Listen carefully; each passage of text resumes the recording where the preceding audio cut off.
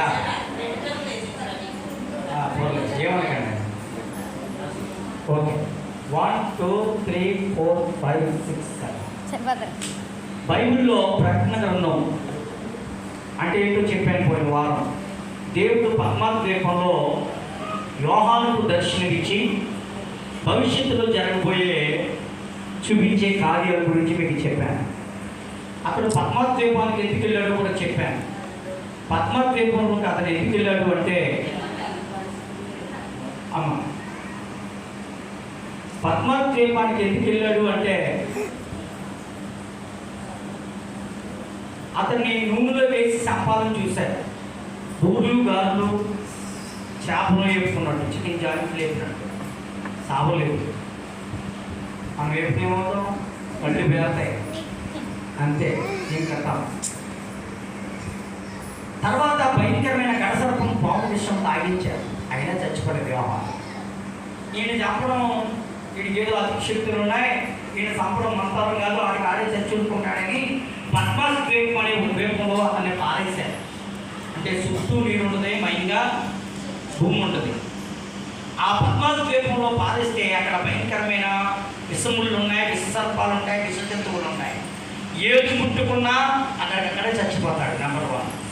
తిండి ఉండదు, ఆ తిండి లేక చచ్చిపోతాడు. నీరు ఉండవు, నీరు లేక చచ్చిపోతాడు అనే ఉద్దేశంతో యోహాను గారిని తీసుకెళ్ళి పద్మాద్వీపంలో పడేశారు. పద్మాద్వీపంలో పడేస్తే యోహానికి దేవుడు జరగబోయే ఒక సంఘటన, ఫ్యూచర్లో జరిగేది ఒక గ్రంథంగా రాయమని ప్రియమైన దేవుడు దర్శనమిస్తున్నాడు. ఆ గ్రంథమే, ఆ పుస్తకమే ప్రకటన గ్రంథం. దేవుడికి మహిమ కలుగును గాక. ఈ ప్రకటన గ్రంథంలో మీకు ఏం చెప్తున్నానంటే, ప్రకటన గ్రంథం గురించి చెప్పడం చాలు, కానీ 7 బోర్ల గురించి చెప్తున్నాను. 7 బోర్లు అయిపోయిన తర్వాత ప్రకటన గ్రంథం అమ్మా. 7 బోర్లు, 7 బోర్లు కూడా ఎవరికి ఇచ్చాడు? 7 దేవదూతలకు ఇచ్చాడు. ఇక్కడ మొదటి బోర, ఇది 2వ దేవదూత, 2వ బోర. 3వ దేవదూతకి 3వ బోర. బోర్లు లేవు కదా మన దగ్గర, బోర్లు లేవు పట్టుకోండి. 4వ దేవదూతకి 4వ బోర. 5వ దేవదూతకి 5వ బోర. 6వ దేవదూతకి 6వ బోర. 7వ దేవదూతకి ఇంకోటి ఎవడేడు కూర్చోరా, ఏం పడుతుందా?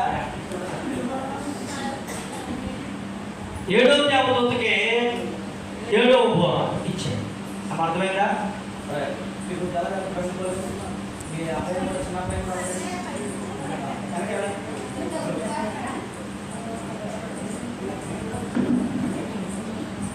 ఎవరు మాట్లాడకండి, జాగ్రత్త వాక్యం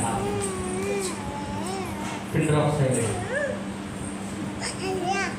మొదటి దూత పూర్వప్పుడు ఏం జరిగిందంటే, పోయిన ఆదివారం చెప్పాను. ఏమైంది? దేని కురిసింది? అగ్ని వర్షం కురిసింది. దానివల్ల భూమి మీద ఎన్నో భాగం కాలిపోయింది? 3వ భాగం కాలిపోయింది.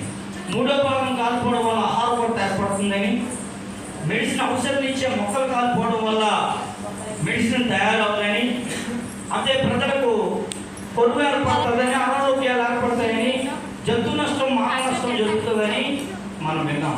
ఇది మొదటి బోధ పుట్టినప్పుడు. ఇప్పుడు 2వ దూత ఏమవుతుందో తెలుసా? బోధ పుట్టింది. శశిగారు బోధ దేవుడికి సిగ్గుపడుతున్నాడు. కుర్రాడు సిగ్గుపడే వాటికి సిగ్గుపడతాం, ఎలాంటి సిగ్గుపడతాం. దేవుడికి మహిమ కలుగుగా. ఈ 2వ దూత పూర్వపుదినప్పుడు ఏం జరుగుతుంది అంటే, అక్కడే రాయబడి ఉంది.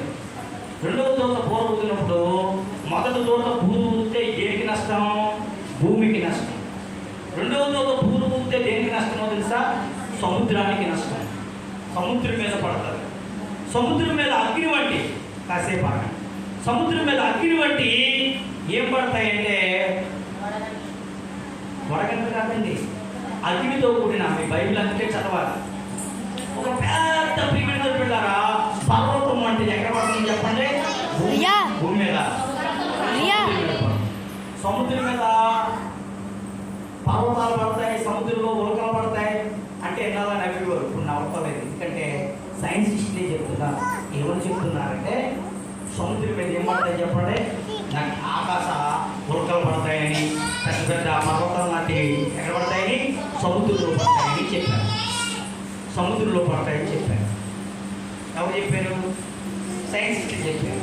సైంటిస్టులు ఎవరో చెప్పకుండానే దేవుడు ఎవరికి చెప్పాడు? యోహానుకి చెప్పాడు. ఎవరికి చెప్పమని చెప్పాడు? లోకంలో ఉన్న సర్వ సంఘాలకు చెప్పండి, సర్వజనులకు చెప్పండి అని చెప్పాడు. ఆ సముద్రం మీద పెద్ద పర్వతాలు లాంటివి పడితే ఏం జరుగుతుందో తెలుసా? సముద్రంలో 3వ ప్రాంతం, సముద్రంలో 3 వంతులు జీవులు చచ్చిపోతాయి. 3 వంతులు వాడు భద్రసిపోతాయి. ఏమైపోతాయి? ఏమవుతాయా? ఎన్ని వంతులు వాడు పోతాయా? 3 వంతులు. ఎన్ని వంతులమ్మా? ఏమంటే సముద్రం అంతా ఏమైపోతుంది తెలుసా? నీరు రక్తంగా అయిపోతుంది. నీరు రక్తంగా అయిపోతుంది. నీరు రక్తంగా చేస్తారు కష్టమా? ఎప్పుడు చేశాడు దేవుడు నీరు రక్తంగా? మోసే ఐగుప్తు దేశంలో నీరు రక్తంగా చేశారు. నీరు తాగలేకపోయారు వాళ్ళు. ఇప్పుడు కూడా ఓ కాలం రాబోతుంది, అది ఎప్పుడో మనకు తెలియదు. అది 2012 అని సినిమా తీశారు. యుగాంతం సినిమా తీశారు. ఆనంద్ చూసారు యుగాంతం మొత్తం చూసారు కదా? ఇది చూశాడు యుగాంతం. 2026 అన్నారు, 2030 అన్నారు, 2050 అంటున్నారు యుగాంతం. కానీ యుగాంతం ఎప్పుడో దేవుడు చెప్పలేదు. నేను దొంగ వలె వస్తాను అన్నాడు. అంటే దొంగ ఎప్పుడు వస్తాడో మనకే తెలియదు. యుగం కూడా ఎప్పుడు అంతమవుతుందో తెలియదు. కానీ ఒకరోజు తప్పకుండా యుగాంతం జరిగింది. యుగాంతం జరిగింది. అందుకే మనం సిద్ధపడి ఉండాలి. రేపు ఎల్లుండంటే నమ్మొద్దని దేవుడే చెప్పాడు. యుగాంతానికి సూచనలు ఉన్నాయి. 7 బోర్లు ఊదబడాలి. దాని ముందు 7 బుద్ధులు ఊపబడాలి. 7 పాత్రలు కొనబడబడాలి. లోకం భయంకరమైన శ్రమ అనుభవించాలి. దానికి ముందు రహస్య రాకడ జరగాలి. దానికి ముందు ప్రియమైన బిడ్డలారా, దానికి ముందు ఏం జరగాలంటే రహస్య రాకడ జరగాలి, ప్రత్యక్ష రాకడ జరగాలి. చేతులెత్తి ఒకసారి దేవునికి స్తోత్రం. చప్పట్లు కొట్టి దేవుని మహిమపరుద్దాం. ఏం జరగాలండి? రహస్య రాకడ జరగాలి, ప్రత్యక్ష రాకడ. రహస్య రాకడ జరగాలి, తర్వాత ప్రత్యక్ష రాకడ జరిగింది. రహస్య రాకడ అయిపోయిన తర్వాత 7 ముద్రలు విప్పబడతాయి, 7 పాత్రలు కుమ్మరింపబడతాయి, 7 బోర్లు ఊదబడతాయి. ఇవన్నీ కూడా ఎందుకు గుర్తు సరదాగా ఎంజాయ్ చేద్దాం అనుకున్నారు కదా? ఇప్పుడు పెళ్లిళ్ళు వేసే డాన్స్ లాగా, పెళ్లిళ్ళు వేసే పాటలాగా ఎంజాయ్ చేయడానికి ఏమడదు. దేవుడికి మహిమ కలుగును గాక. ఆ ఉగ్రత తప్పించుకోవడానికి శుభ్రం నమ్ముకోవడం, ఆ ఉగ్రత తప్పించుకోవడానికి బాప్తిసం పొందడం. చేతులెత్తి ఒకసారి దేవునికి స్తోత్రం. చప్పట్లు కొట్టి దేవుని మహిమపరుద్దాం. హల్లెలూయా, హల్లెలూయా, హల్లెలూయా. మనం హల్దీలు జల్దీలు చేసుకోవడానికి కాదు. చేతులెత్తి ఒకసారి దేవునికి స్తోత్రం. చప్పట్లు కొట్టి దేవుని మహిమపరుద్దాం. హల్లెలూయా, హల్లెలూయా, హల్లెలూయా. చేతులెత్తి ఒకసారి దేవునికి స్తోత్రం చెప్తా. చప్పట్లు కొట్టి దేవుని గట్టిగా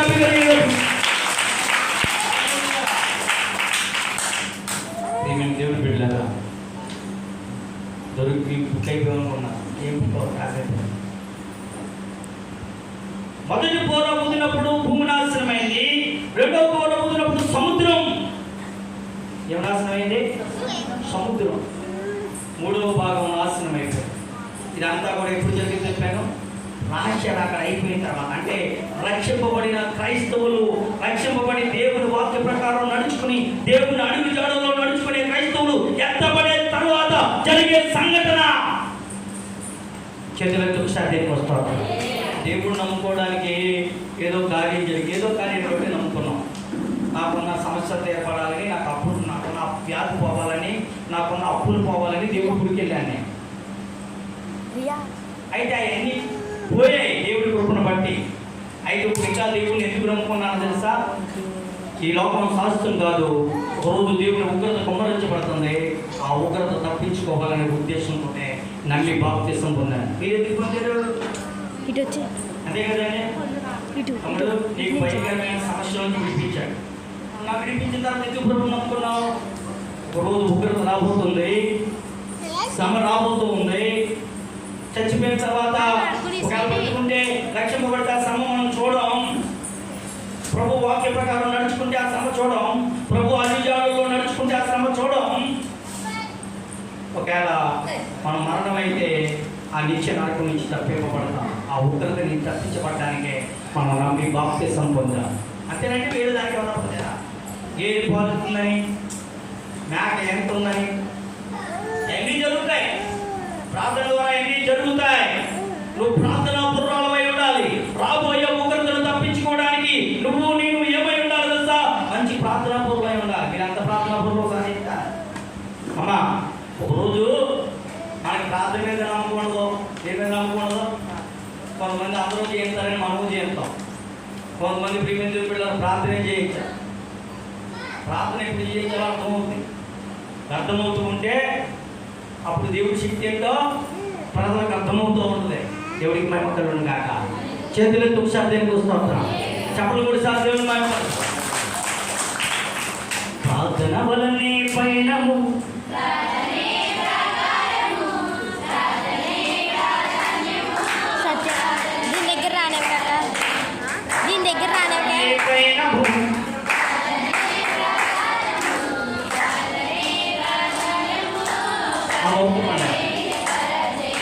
ప్రభువా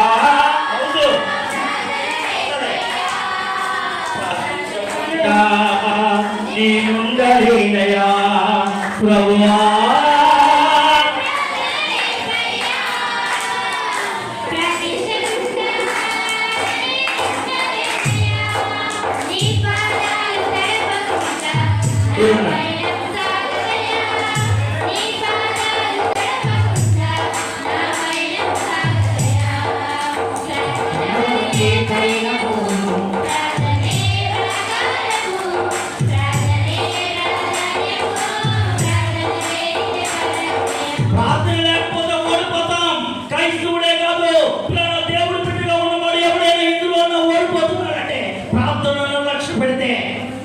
ఓడిపోతాం. దేవుడికి మహిమ కలుగును గాక. చేతులతో శాతం వస్తుంది. ఎన్నో పరాజయ జీవులు ఏమి లేకపోవడం వల్ల, ప్రార్థన లేకపోవడం వల్ల. చెప్పలు కూడా సార్ దేవుడి మహిమ పడతావా? అందరూ బిగ్గరగా బిగ్గరగా. ప్రార్థన లేకపోతే ఏమైపోతాం చెప్పండి? ఓడిపోతాం. అందరినీ పంపించే అంతా నేను కూర్చోనా? ఈరోజు చెప్పబోయే బోర్ ఏంటో తెలుసా? రెండో బోర్ తీయాడు కదా, మూడో బోర్, నువ్వు కూడా బోర్. 3 బోర్లు చెప్పి 4 బోర్లు చెప్పారా? ఎవరా వీలు పడితే 4 బోర్లు చెప్పేస్తాను. మన దిక్కున 2 బోర్లు చెప్పాను, 3 బోర్లు చెప్పాను. దేవుడికి మహిమ కలుగును గాక. చేతులెత్తి ఒకసారి దేవునికి వస్తాం. హల్లెలూయా, హల్లెలూయా. ప్రార్థనా పూర్ణాలమై ఉండాలి. రాబోయే ఉగ్రతను తప్పించుకోవాలంటే మనం ఏమై ఉండాలి? ప్రార్థన ద్వారా చాలా కార్యాలు జరుగుతాయి. ఎన్ని కార్యాలు జరుగుతాయి తెలుసా? ఒక రోజు నేను ఇప్పుడు పీసీఎం గ్రూప్లో పెట్టాను. ఒక అబ్బాయికి కిడ్నీలు పాడైపోయి తల్లి ఎక్కడికి వెళ్ళింది? మనోడు చూడలేదు, బిజీ ఎక్కువ. రాయ్ ఎడది కూలర్ కట్ట. ఆ కూలర్ వాటర్ లేదు కాదు. సెకండ్ అబ్బాయి కూలర్ కట్టండి. ముందు కాసేపు టికెట్ ఎవరైనా గవర్నమెంట్ ఉన్నట్టు ఇప్పుడు పోయి ఎండలో ఆడేస్తారా? ఇప్పుడు ఫ్యాన్ కావాల్సి వచ్చిందా? గవర్నమెంట్ ఎండలో ఆడేస్తారు. పేదలు అన్ని సుఖాలు కావాల్సి వస్తాయి నేను చూడడానికి. దేవుడికి మహిమ కలుగును గాక. హల్లెలూయా. బైబిల్ లేని కూడా ఎక్కడ పడుతుందట? బాజారులో పెడుతుంది. భయంగా లేదు. చేతులెత్తి ఒకసారి దేవునికి వస్తాం. చెప్పలు కూడా సార్ దేవుడు మహిమ పడతాం. హల్లెలూయా, హల్లెలూయా, హల్లెలూయా, హల్లెలూయా. ప్రియమైన దేవుని బిడ్డలారా, ప్రార్థన చాలా ప్రాముఖ్యమే. అయితే ఆ తల్లి హాస్పిటల్కి వెళ్ళింది. నిజంగా తెలియదు అప్పటికి 2 కిడ్నీలు కొడుకు పాడైపోయాయి. అమ్మా, ఇప్పుడు నీ కొడుకు బ్రతకాలంటే అంత రోజున నా బ్రతకాలి అంటే 24 గంటలు కిడ్నీ నిమిత్తం వైద్యం చేయాలి. కిడ్నీ నిమిత్తం వైద్యానికి 1,50,000 అవుతుంది. ఎంత అవుతుంది? 24 గంటల్లో వైద్యం చేయాలి. 24 గంటలు వైద్యం చేయాలి కాబట్టి 1,50,000 అవుతుంది. నువ్వు ఎక్కడ ఇస్తావమ్మా అంటే, నా దేవుడు ఎలాగైనా ఇస్తాడండి, ముందు నా కొడుకు వైద్యం చేయండి, ఏదో విధంగా నా దేవుడు తెస్తాడని నేను మీకు ఇస్తాను. పాపం ఆ డాక్టర్ కూడా, అసిస్టెంట్ డాక్టర్ కూడా దేవుడు నమ్ముకున్నాడు. ఎవరండి? అమ్మా, అసిస్టెంట్ డాక్టర్ కూడా దేవుడు నమ్ముకున్న ఆవిడ ఎవరు? అందరూ వచ్చి ఎత్తుకు సర్దేకి వస్తారు. చెప్పండి సర్దే 4 బాక్సులు పెడతా, ఆ బాక్సులు కూడా పెట్టు. అది సార్ దేవుడికి భయం కలుగుతారు. హల్లెలూయా, హల్లెలూయా. ప్రియమైన దేవుడు బిడ్డలారా, డాక్టర్ అమ్మ దేవుడు నమ్ముకున్న ఆవిడ కాబట్టి డాక్టర్ గారి దగ్గరికి వెళ్ళి ఏమండి ఆవిడ బాకీ నేను కడతాను, ఆవిడ కడతాను, ఆవిడ పంపితే కడతాను అంటుంది. 24 గంటల్లో వైద్యం చేయండి, చచ్చిపోతాను కాబట్టి 24 గంటలు ఆవిడ కట్టకపోతే నేను కడతానండి అని డాక్టర్ని పూసి తీసుకొని head of the doctor admission maintain చేస్తారు కదా, ఆ డాక్టర్ చెప్తే వైద్యం ప్రారంభించాను. వైద్యం ప్రారంభించిన తర్వాత అక్కడే మోకరించింది ఆ చిన్న పేట దగ్గర. పాపం ఇప్పుడు మోకరించిన ఇక్కడ అడ్డీ తప్పుకోమని అనట్లేదు, అందరూ కూడా ఏం చేస్తున్నారు, వైద్యం చేస్తున్నారు. ఉదయం 9 గంటలకి ట్రీట్మెంట్ మొదలెట్టారు. మధ్యాహ్నం 2 గంటల వరకు కూడా ఏం చేస్తూ ఉంది, అదే మోకాల మీద ఉంది. సాయంత్రం 6 అయిపోయింది, అదే మోకాల మీద ఉంది. డాక్టర్ వచ్చింది, నీకేమి ఇంకా మోకాల మీద ఉందంటే ప్రార్థన చేస్తుందండి, ఆవిడ కనపడం ఎందుకని మేమే వైద్యం చేస్తున్నాం. అంటే ఆవిడ ఎవరికో పరిణామం చేస్తుంది, ఎస్ఎంసర్ పడుతుంది, ఏదైనా చేస్తాం అనుకున్నాను, డబ్బుల కోసం మోకరిస్తుందా, అయ్యో పాపం అని డాక్టర్ వెళ్ళిపోయింది. రాత్రి 9కి వచ్చింది, మోకాల మీద ఉంది. డాక్టర్ ఇంటికి వెళ్ళిపోయింది. మళ్ళీ ఉదయం 6కి వచ్చింది, డాక్టర్ ఎలా ఉంది, మోకాలు. ఆదేమో పడుతుందా అని అడిగితే లేదండి మేము వైద్యం చేస్తున్నా, ఆవిడ ఆగే మోకరించింది అన్నారు. ఉదయం 9 అవుతుంది, మళ్ళీ ఎవరు వచ్చాడు, head of the minister of doctor వచ్చేసాడు. ఇప్పుడు అంటుంది, ఇప్పుడు ఆవిడ బిల్లు కట్టమని అడుగుతాడు. 24 గంటలు అయిపోయింది కాబట్టి మా ఆయనకి తెలియకుండా ఈ కోడను నమ్మేసి ఈ సైన నమ్మేసి నేనన్న ఈ బిల్లు కడదామని ఆవిడ నిశ్చయించుకుంటుంది. ఎందుకంటే వాళ్ళ ఆయన చెప్పి ఊరుకోడు కదా, ఇలాంటి దానాలు ఎక్కువైపోయా నీకు అంటాడని ఇలా ఆయనకి చెప్పకుండా అమ్మేద్దాం అనుకుంది. అయితే జరిగిన సంఘటన ఏంటో తెలుసా, ఇప్పుడు ఎలా అనుకున్నాం అనుకోవట్లేదు, డాక్టర్ వచ్చాడు, బిల్లు కట్టలేదమ్మా అంటాడు అనుకున్న పోతులకి, అమ్మ అన్నాడట. డాక్టర్ గారు అన్నాడట, ఏమో చెప్పండి సార్, డబ్బులు అడుగుతాడనుకున్నాక వాళ్ళు బిల్లు పెట్టారని అడుగుతాడనుకున్నాక. అయితే అతను అన్నాడట, ఇవాళ మా అమ్మ చచ్చిపోయి 10 సంవత్సరాలు అవుతుంది, ఇవాళ 10వ సంవత్సరం మా అమ్మ పేరుని ఎవరికొట్టి ఏదో సాయం చేస్తాను, ఇది ఆవిడకి చెప్పండి, ఆ వైద్యం అంతా మా అమ్మ పేరులో ఫ్రీగానే చేస్తాను. మీకు ఎలా ఉందో తెలియదు కానీ నాకు రోమాలు ఇంకా వచ్చేస్తాను. చెప్పడం కూడా సార్ పట్టుకలు కాదు, రామబాబుతో బతకలేదా, ఇది కొట్టు కదా. ఆ కొనుక్కున్న వాళ్ళకి ఎలా ఉందో లేదు కానీ ఒక్కోసారి నా ఒళ్ళు బొగ్గులు వచ్చేస్తారు. ఇక్కడికి వచ్చినప్పుడు నేను ఒకటే మాట చెప్పాను, దైవసేవకుడి మాట ఊరినే దేవుడు వ్యక్తపరచడు. విశ్వాసంతో పలిగితే తప్పకుండా దేవుడు ఏం చేస్తాడు, కార్యం చేస్తాడు. ఆ పొందుకునే ఉదయం మనకుండా. ఎందుకు కొందరు పట్ల కార్యాలు జరగవు తెలుసా, వాళ్ళ ఉదయం ఏమో తెలుసా, నమ్మకం ఉండదు. నమ్మాడు, వెళ్ళాడు, కార్యం జరిగించాడు. దేవుడికి పని కొత్తగా నమ్ముకున్నవాడైనా ఒక మాట అన్నాడు, దైవజనుడి మాట ఎప్పుడు వెళ్దాం అన్నాడు కదా. మా కొత్తగా నమ్ముకున్న వాళ్ళు కొన్ని విశ్వాసం నేను వేసుకుని దేవుడి కార్యం పొందుకున్న వాళ్ళు ఉండలేదు. దేవుడికి మహిమ కలుగుతా. చేతులు దుఃఖానికి వస్తుందా, చప్పలు కొడుస్తా, దేవుడి మహిమ కలుగుతా. హల్లెలూయా, హల్లెలూయా. ప్రార్థన వల్ల నిజంగా ఆవిడ ఆశ్చర్యపోయి ఏకేసిందంట, నువ్వు ప్రార్థన చేయగలదు, దేవుడికి సహాయం చేశాడు, డాక్టర్ గారు పిలువద్దన్నాడు. నాకు తెలుసండి డాక్టర్ గారు, డాక్టర్ గారు కడతాను నీకు ముందే తెలుసా, ఎలా తెలుసా, డాక్టర్ గారు కడతాను కదండి, నా దేవుడు ఎలాగోలాగా అది ఎవరి ద్వారా నాకు కడతాడని తెలుసు, అందుకే ఆయన జవాబు ఇచ్చే వరకు మోకాడు. ఏది నీ ప్రార్థన, కబుర్లు చూస్తే ఆకాశాలు అంటే ఏముండదా, ఏమంటాం అంత ప్రార్థన. నీ చదవిటి చిరిగిపోయింది, నీ చీర చిరిగిపోయింది, కానీ నీ అలంకారం బాగలేదు, నీ ఆకారం బాగలేదు, కానీ నీ అంతర స్వరూపం బాగుంది, బలం బాగుందంటే. మనకు అలంకారాలు బాగుండొచ్చు కానీ ఆంతరికంగా విశ్వాసం ఎలా ఉంది, ప్రార్థన ఎలాగుంది, నీ ప్రార్థన జీవితాన్ని ఎలా కాపాడుకుంటున్నావు. ప్రార్థన ద్వారా జరగనిది ఏది ఉండదు, ప్రార్థన లేకపోతే అపజయం, ప్రార్థన ఉంటే విజయం. డబ్బు పెట్టుకుని ఎందుకు చేసుకునేవ్వండి, డబ్బు ఖర్చు పెట్టింది న్యాయం జరగాలన్నా ఏముండాలి, ఏముండాలమ్మా, న్యాయం ఉండ, ప్రార్థన ఉండాలి.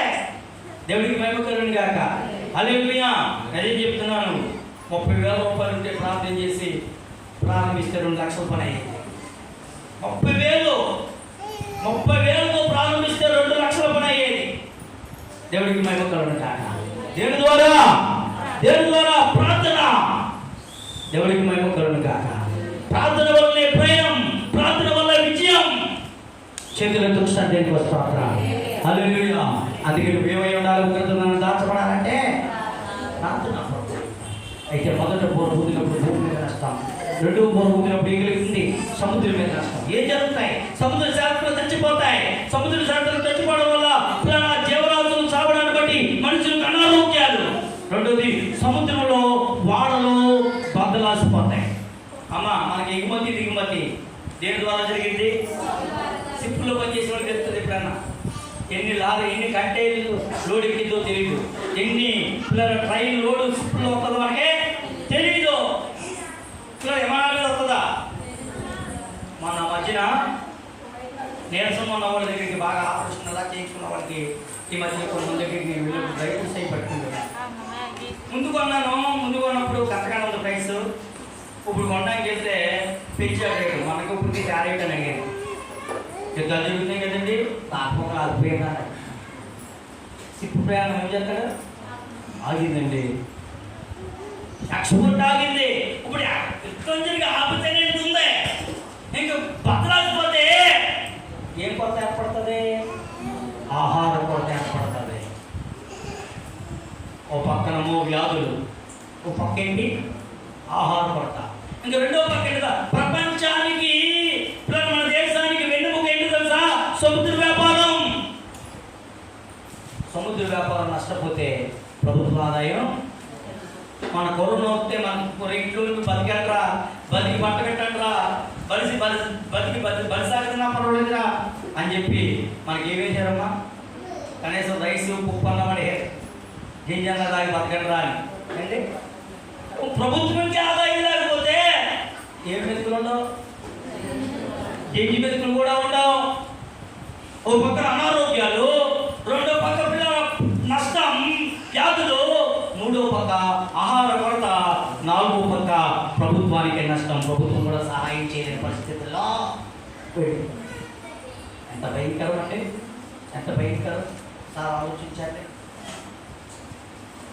జీవుడు చచ్చిపోయి, అందుకే సముద్ర ప్రయాణంలో చాలా మంది సముద్రం దగ్గర ఉన్న వాళ్ళు ఏమైనా బతుకుతారు? సముద్రం వల్లే బతుకుతారు.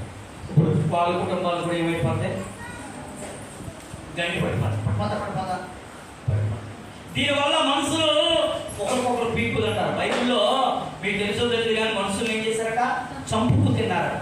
అలాంటి కావు వచ్చిన ఆశ్చర్యపోవాలి. ఏమండి, ₹1,00,000 మనిషిని చెప్పారు ఎక్కడ? రాజమండ్రిలో. మీకు ఎలా తెలిసి పాస్టర్ అంటారు? నాకు తెలియదు. ఫ్రిడ్జ్ కొందామని మొన్న సోమవారం నాడు ఫ్రిడ్జ్ కొనడానికి వెళ్ళాం. లాలాచెరువులో హోల్సేల్ వేస్తారనమాట. చుట్టుపక్కలకి వెళ్ళి రాజమండ్రి కూడా ప్రతి షాప్కి వాళ్ళే హోల్సేల్ వేస్తారు. నేను ఉండగానే 2 లారీలు వచ్చాయి. ఎక్కడ పెట్టుకోమంటారు? ఇప్పటికే 2 గొడవలు ఉన్నాయని వాడు చెప్పారు. అతను దాని మేనేజర్ యొక్క తండ్రి ఇక్కడ అన్నవరం వాడు తెలుసు, అనంతశేఖరరావు గారు, అనంతబాబు గారు తెలుసు. అనంతబాబు గారు ఉన్నప్పుడు జైలు వెళ్ళాడట పలకరించడానికి. ఆయన అంటున్నాడు, ఆయన చేసిన తప్పు ఒకటే. అనంతశేఖరరావు గారు నేను ఒకే మంచం మీద ఒకే కంచం మీద ఉంటున్నామని. ఆయన క్యారెట్ మీరు తినేవాడు, నా క్యారెట్ వాళ్ళిద్దరు తినేవాడండి. బాబు గారు చేసింది ఒకటే పొరపాటు. ఆ మనిషిని తీసుకెళ్దాం. ఎవరు చెప్పిన ఆ మనిషిని లేపాలంటే లేకపోవడలేదు. 10 లక్షలు పడితే లేపు బాధపడతారు. 10 లక్షలు కాదండి, మా ఊళ్ళో రాజమండ్రిలో 1,00,000 తెలియపెడతారన్న. అంత 1,00,000 కాదండి, 10,000 తెలియపేసేలా ఉన్నారు. అంత 10,000 ఇస్తే ఏం కాదు.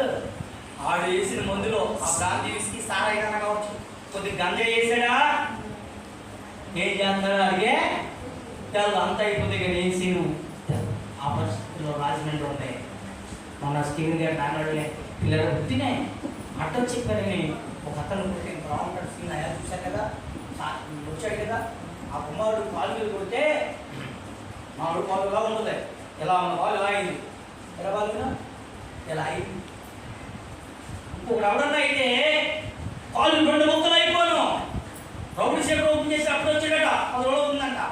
ఏం చేశారు? ఆ గంజాయి మీద ఉన్నాడము, కర్ర పెద్ద కర్ర నడినెత్తిని దాపడి ఏడటండి. అందులో కొద్ది లిమిట్ ఉంటాడు కదా, చప్పేది రాని చూసిస్తాడు.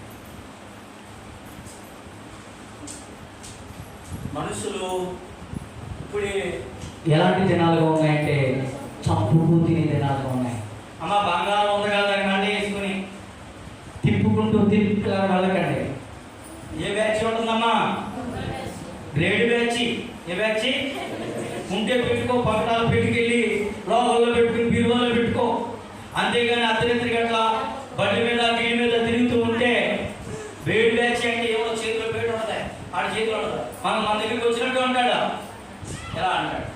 మనకేమో ఉన్నట్టు ఉండదు. అది ఎట్లా పడుతుంది అనుకుంటా వస్తే రక్తం వస్తే కానీ దాని బాబుదే తెలుసు. అది వేడి బ్యాచ్ అంటే అది ఏముండవు, మన మీద తాగినట్టు ఉండదు. అంటే రాజమండ్రి అంతా వేడి బ్యాచ్. 1 గంటకి ఎవరు వెళ్ళటండి. 12 దాటితే ఎవరో ఆడవాళ్ళు తిరిగి పెట్టారా వస్తువులు బంగారం తిరిగి తప్పుదా తగ్గిస్తారు. మనుషులు చంపుకుంటున్న తినరు. ఈ దినాలు ఎలా ఉంటే రాబోయే దినాలు ఎలా ఉంటాయి? రాబోయే దినాలు అలా ఆలోచించండి. చేతులు దుఃఖాన్ని వస్తా చెప్పలు సముద్రం నష్టం కలిగింది, కరువులు ఏర్పడతాయి, సముద్ర వ్యాపారాలు నష్టమవుతాయి, ప్రజలు నష్టపోతారు, మరణాలు పాలవుతారు. ఎప్పుడు తెలుసా? 2వ దూత బోరబోగినప్పుడు. మొదటి దూత భూమి మీద నష్టం, 2వ దూత ఏ నష్టం? సముద్రానికి నష్టం. 3వ దూత దేనికి నష్టం? మీరు చదివారు కదండి, గుర్తు చదివింది జలములు. మన అందరం జలాలు ఏమంటాం తెలుసా? భూములము భూదేవి అంటాం. దేవుడి కోపం వచ్చిందనుకో భూదేవి నాశనం అయిపోతుంది. దేవుడి కోపం వచ్చిందనుకో ఈ లోక దేవతలన్నీ ఆయన ముందర సాగిలపడి నమస్కరించి,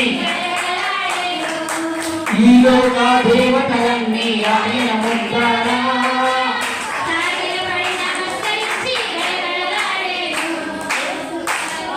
యేసు రాజుగా వచ్చుతున్నాడు, లోకమంతా తీసుకున్నాడు. యేసు రాజుగా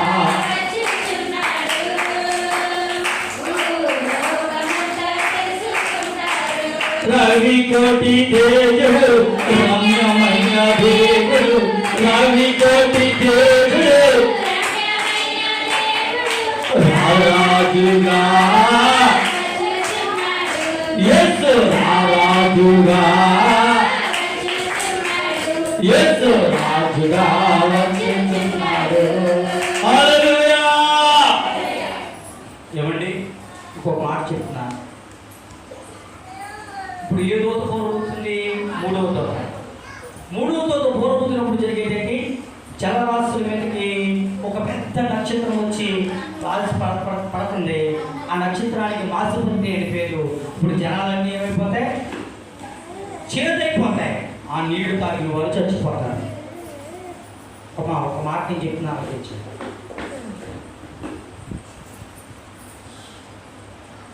నీళ్ళని ఏమంటారు మన వాళ్ళు? గంగమ్మ తల్లి. ఇప్పుడు గంగమ్మ దేవి కూడా సీన్ సితార అయిపోతుంది. ఎన్నో పూర్వని? 3వ పూర్వం. ఒక్కరితో కట్టుకోలేకపోతున్నాయి. భూదేవికి ఫస్ట్ బోర్లో అవుతుంది అమ్మ, సముద్రుడు 2వ బోర్లో అవుతుంది. ఇంకా 3వ బోర్లో మనం అనుకుంటున్న ఆటలు. చాలా మంది ఏం చేస్తుంటారంటే మీ గంగకి తీర్పు దేవుడు కూడా అవుతుంది. వీటిని పూజించేవాడు కూడా శక్తిహీనులైపోతారు. ఎప్పుడు తెలుసా? 3వ బోర ఊదినప్పుడు. చేతులతో ఒకసారి హల్లెలూయా హల్లెలూయా. ఏమవుతున్నప్పుడమ్మా? 3వ బోర ఊదినప్పుడు శక్తిహీనులైపోతారు. శక్తులని గడగడ ఏమైపోతాయి? లైవ్ అయిపోతాయి. ఒక మాట చెప్తున్నాను, ఆలోచించండి. ఇది ఎప్పుడైనా జరిగిందా అమ్మా? ఎప్పుడైనా జరిగిందే? ఇది నీరు చేదైపోవడం. బైబిల్ గ్రంథంలో చూడండి, ఈ మాట మనం ధ్యానం చేస్తాం. పిల్లరా, ద్వితీయం చేస్తాను 29వ అధ్యాయం 17-18 వచ్చినారు. ద్వితీయం చేస్తాను 29వ అధ్యాయం 17